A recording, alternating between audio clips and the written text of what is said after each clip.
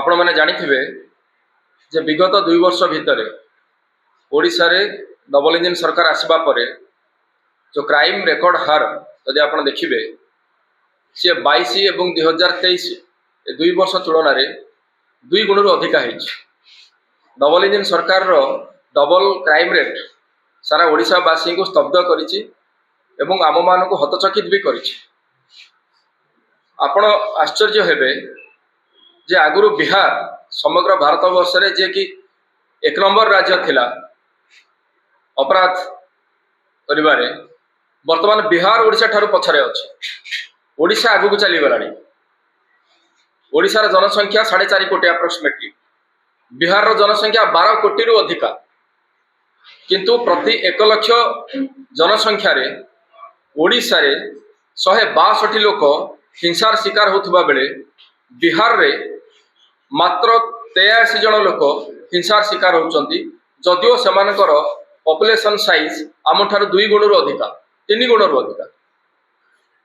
तो ये जो विरल उपलब्धि मोहन माझी सरकार से कथा को आज आम आपण मान जरिया ओडिशावासी निकट में पहुँचापी चाहूँ जे किभली भाव में राज्य में आईन श्रृंखला परिस्थिति संपूर्ण भाव में विपर्यस्त होती।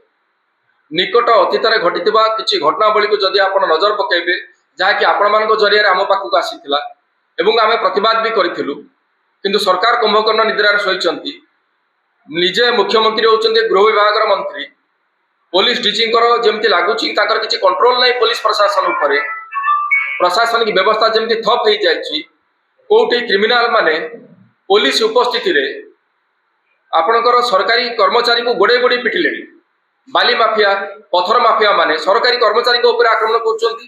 तो अन्य किसी जगह आप देखिए थाना भितर 3rd डिग्री टर्चर करिबारे ओडिशा वर्तमान भारत वर्ष 1 नंबर हो गला। विगत 2 मास भितर 3टा कस्टोडियल डेथ होती।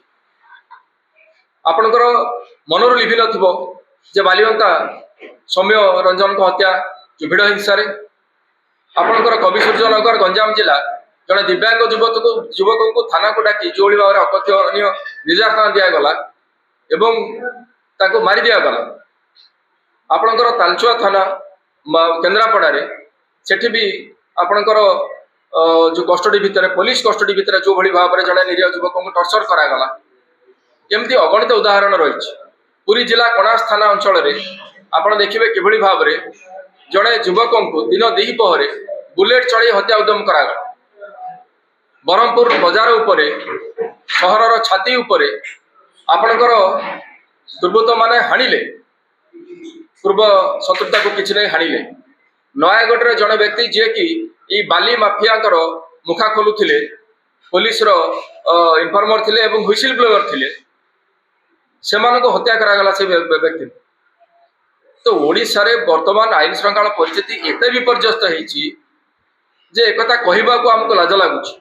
आगुरु ओडिशा गोटे शांति प्रिय राज्य एवं शांतिपूर्ण राज्य भाव में समग्र देश कौन समग्र विश्व रे ख्याति लाभ करथिला।